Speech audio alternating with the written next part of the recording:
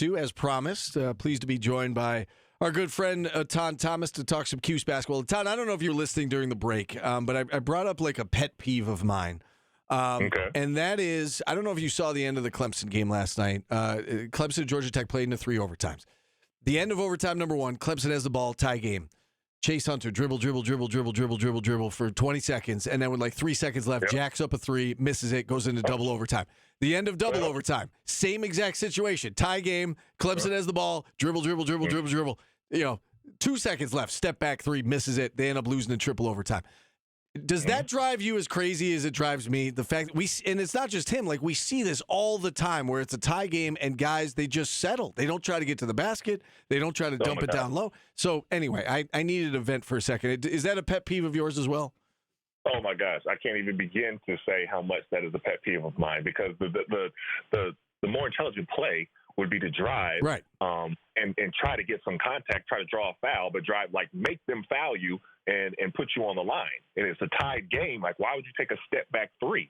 Like, whenever they started doing this, it was around the James Harden, when he started doing the step backs and everything like that. You know, it's a copycat league, and now everybody wants to do that. The step back 3 for the win. Or the step back 3 when it's that is a huge pet peeve of mine. So I'm all the way with you on that. All right, good. Yeah, and Paulie brought that up during the break. He said, well, people see Trae Young do it, or, James Harden, to your point, or Damian Lillard, and, Dame time, and they want to do, they see that and they try to replicate it, and, they don't replicate it all that often.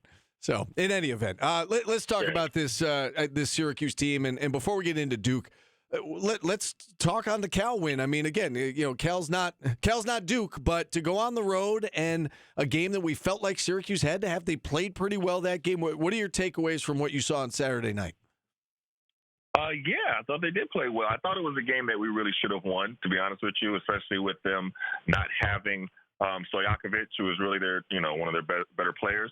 But it's a win. We'll take it. You know what I mean? And I think it was good. There were some bright spots on there.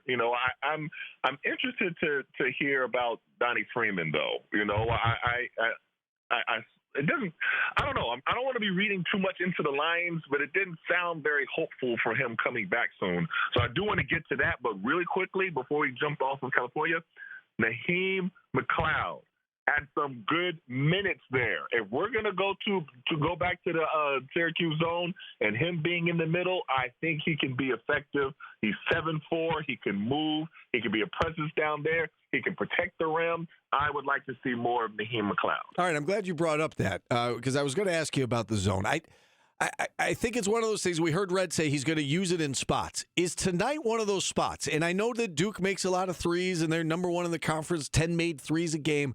But is SU's best chance to win to play zone and hope they miss shots? And, because we saw the zone was effective against Cal, got them out of their rhythm a little bit. I know this isn't a zone team per se, but do you think we're going to see the zone tonight and maybe long stretches of the zone? I mean, we probably have to do a lot of different strategies tonight, to be honest with you. I wouldn't give them just one steady diet of any type of a defense. We're going to have to make adjustments. So, yes, they are one of the better three-point shooting teams, in the ACC. So, yeah, I wouldn't imagine that we just stay in the zone and let them shoot threes. But we're going to have to keep changing it up. That's when you play a team of Duke's caliber, you're not going to be able to just do one thing. All right, I got to ask you a question about McLeod because our chat's giving it to you right now, Etan. When you said he moves good in the zone, right? It's not like in the zone. Yeah, right. He's not capable as capable in the man-to-man, right? Yeah, we're talking about his zone. Yes. Okay. Yeah, I heard you. I was just making. Yeah, I think he made that clear. I was just letting everybody know you said that because right. I mean, he can't play man-to-man. We've seen that. Yeah. Okay. Well, I would imagine that it'd be difficult for him, with the new age bigs that are all shooting threes and picking pops. And that's different. That's why I'm saying specifically in the 2-3 zone when he is in the middle and he is the rim protecting, the shot blocking, what he can do. I think that would be great. So yes, if we have in spurts that we're going and going to move to a zone, I think he would be great to be in the middle. Yeah. That's my personal thing. No, I'm with you on that. I do think we're going to see some zone tonight, and it was effective against Cal. And we've seen when Duke has struggled this year. I mean, it's not a surprise, but when they've struggled, they haven't shot the ball well. So the NC State game was close. Wake was close. They didn't shoot the ball well in those games, so that might be their best strategy tonight. Hope that Duke misses some shots and they're able to get the rebound. You brought up Donnie Freeman, and you're right. I mean, Red has been very elusive when asked about it. This past Monday, he said, or we hope to know this next week whether or not he's going to return to action. There's been a lot of mystery about this thing. I mean, what do you think's going on with that foot? And, I guess how concerned are you about not just this season, but, his future moving forward? I mean, it's hard to say because it's been so hush. We don't really know what's going on. From day to day to turns into week to week. We don't know. So of course, everybody wants to just know when is he going to get back on the court. So we don't know the details. So it's hard to really speculate when we don't know the details. Yeah. Let me ask you something. If you're in a situation like that and you're a freshman in college and you've got NBA talk, how much does the injury play into your decision of whether you come back or not? And how much should it play? Well, you have to come back when you're healthy. I mean, if you come back and he's not healthy and he's limping on one leg, or he's not able to explode, or not able to get out on the pick and pop, or not able to do the different things, he's going to be judged as if he was healthy. So, I'm not saying that he should just come back if he's not healthy, because that's not going to do him any favors. It's not going to do the team any favors. But, would like him to be healthy, but if he's not healthy, he can't really be in there just limping around or not being effective or able to do what he's capable of doing. Now, you've obviously, watched a lot of college basketball this year, and, you've been in and around the game for a really long time. Where does this Duke team rank for you in terms of, they're trying to do something that hasn't been done since 1999, and that's, go through the ACC undefeated. They've lost 2 games, both really early in the season. They've won 15 in a row. They've got the best player in the country in Cooper Flagg. I guess how impressed have you been by this team? Oh, they all right. You know what I'm saying? I ain't trying to get them all that extra props. They're okay.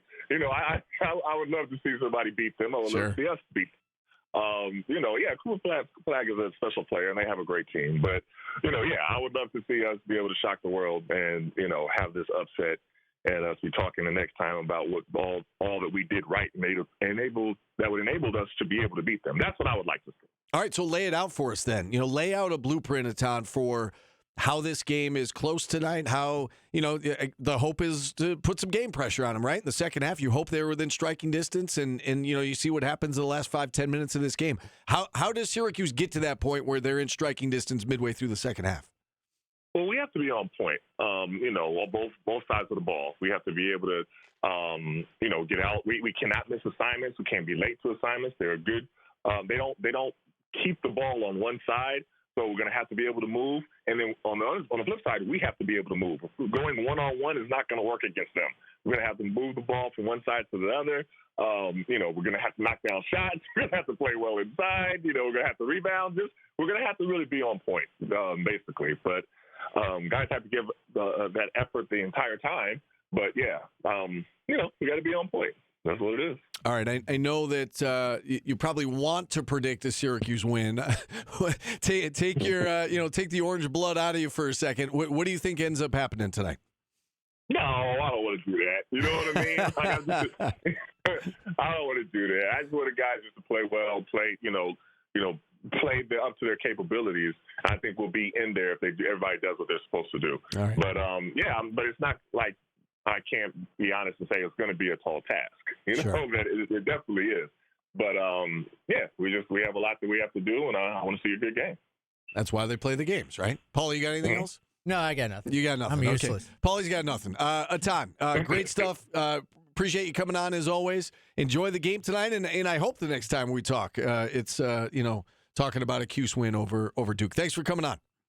That would be great. All right, have a good one, sir. All right, you as well. Todd Thomas joining us here on the show, and we're going to take a timeout and bring on another former Cuse basketball player. Jim Lee will join us on the other side, a member of the 1975 Final Four team, which will be honored Saturday inside the Dome when Boston College comes to town. Jim Lee joins us next on ESPN Radio.